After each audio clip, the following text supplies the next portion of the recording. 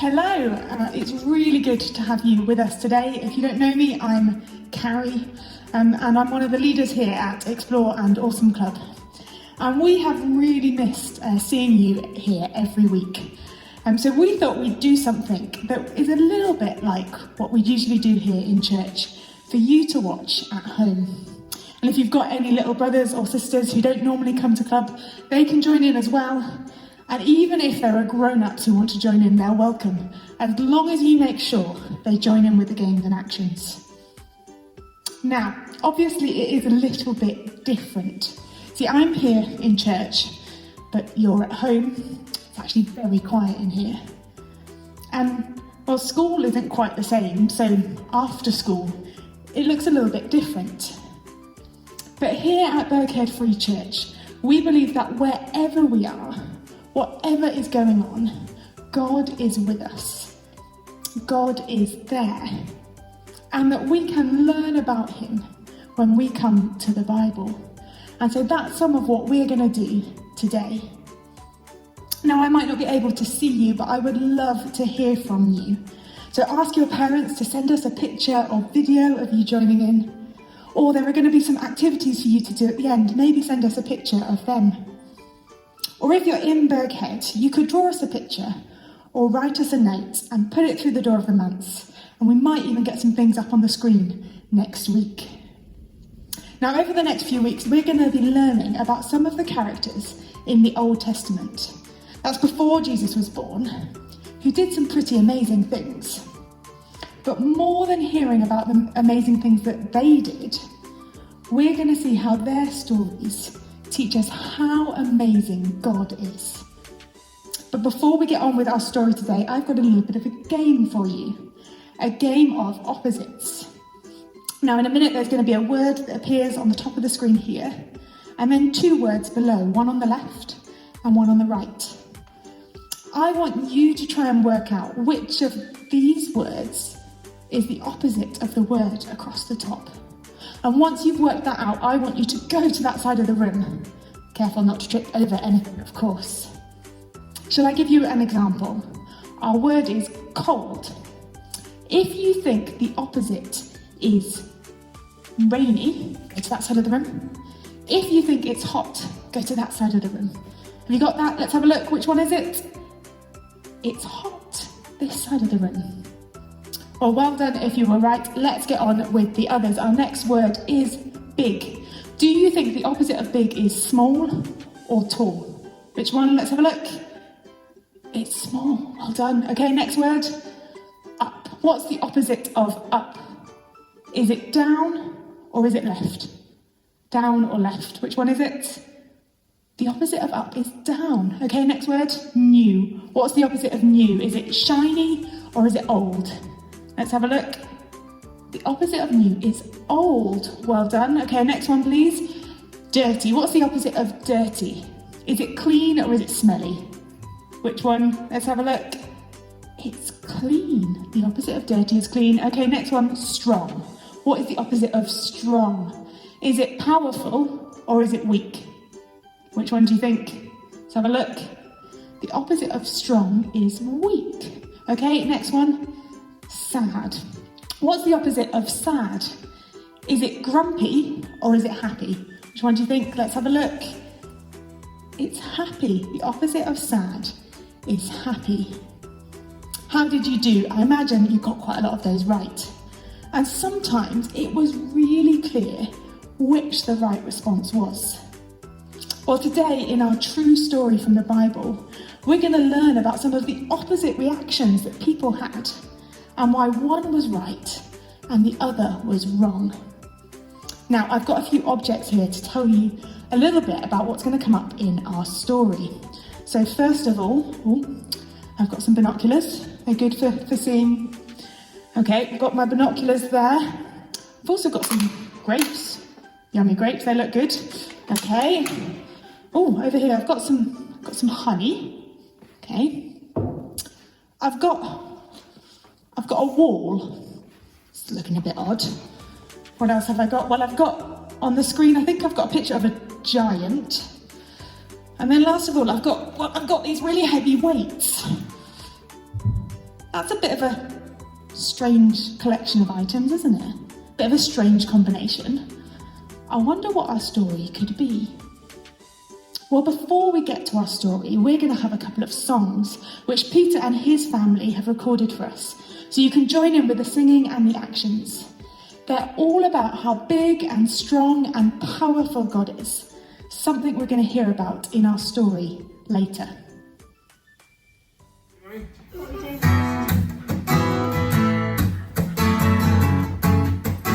Here we go! Our God is a great big God. Our God is a great big God. Our God is a great big God, and He holds us in His hands. Our God is a great big God. Our God is a great big God.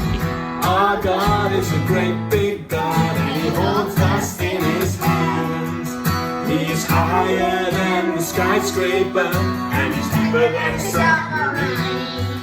He is wider than the universe, and beyond my wildest dreams.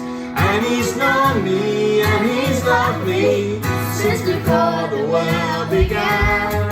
How wonderful to be a part of God's amazing plan. Our God is a great big God. Our God is a great big God.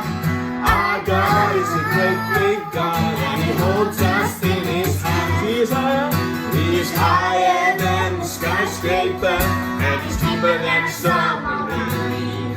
He is wider than the universe, and beyond my wildest dreams. And He's known me, and He's loved me since before the world began. How wonderful to be a part of God's amazing plan. Our God is a great big God. Our God is a great big God. Our God is a great big God, and He holds us in His hand. My God is so big, so strong, and so mighty, there's nothing that He cannot do. My God is so big, so strong, and so mighty, there's nothing that He cannot do. The rivers are His, the mountains are His, the stars are His handiwork too. My God is so big, so strong, and so mighty, there's nothing that He cannot do. My God is so big, so strong, and so mighty, there's nothing that He cannot do. My God is so big, so strong, and so mighty, there's nothing that He cannot do. The rivers are His, the mountains are His, the stars are His handiwork too. My God is so big, so strong, and so mighty, there's nothing that He cannot do. Woo! Give yourselves a clap. No. Thank you very much to Peter and family. I hope you were all joining in. Maybe you can remember some of the things we were singing as we listen to our story. Now, for those who've been around for the last couple of terms, you might remember that right back in October, we learned a bit about Moses, and particularly how God rescued His people from Egypt. He did amazing things like parting the Red Sea so that they could get through safely. Well, our story today takes place just after this. God's people are free from being slaves in Egypt. They're in the desert. But God has promised them that He is going to take them to an amazing place to live, and that is where they're heading. Now, at the moment, they don't know much about this amazing place. They don't know what it's like. They don't know if there's any other people living there. And so Moses gathered all the people together to tell them his plan. He was going to send out some spies to see what this land is like. That's where our binoculars come in. 12 people went to have a look and see if they could find out what this land is like. When they came back, they were full of news and had lots of delicious treats. It was amazing, more amazing than they could even begin to imagine. There were grapes that were the biggest, juiciest, tastiest grapes ever. It was full of yummy honey that was delicious. There were so many good things. But it wasn't all exciting, they said. In fact, it was quite scary. You see, there was this big, strong wall that we'd never be able to get past. And the people there, they were really big and strong and scary. And some of them looked like giants. It was just too scary. There is no way we'd want to go there. Now, it does sound a bit scary, doesn't it? It sounds like there was a powerful, strong people there. But they'd forgotten what God had just done. He'd just rescued them from Egypt, one of the most powerful nations. He'd just brought them through the sea that they never would have been able to get through on their own. He was bigger and more powerful than anything else. But they'd forgotten him. Well, not everyone. There were 2 spies who thought differently, Joshua and Caleb. They had an opposite reaction to the other people, a bit like our game of opposites earlier. They knew that even though these people were big and strong and scary, God was much bigger and stronger and more powerful than them. When they gave the report to Moses and the people, they said to all of them, "The land we went to explore is very good. It's full of all these yummy fruits and milk and honey. And if God is happy with us, he will lead us there. He will give us that land where all this good food grows. Don't turn against God. Don't be afraid of the people in this land. Remember how God protected us when we left Egypt. They have no one to protect them, but we have God. So don't be afraid of them." Joshua and Caleb knew that God is with us. You don't need to be afraid. But the people, they didn't listen to Joshua and Caleb. They listened to the other 10. They'd forgotten what God was like, and they thought instead how big and scary these people were. And actually, they refused to go, and they didn't like what Joshua and Caleb said one bit. They even threatened to kill them. Now, God spoke to Moses, and he was sad and angry that they had forgotten that he was with them. And so he said that none of the people there would get to go to that amazing land, apart from Joshua and Caleb, who had remembered how strong and powerful he was. The people were so focused on the things that felt scary or hard that they missed out on the amazing thing that God had planned for them. We read a little bit later that Joshua took Moses' place as leader of God's people.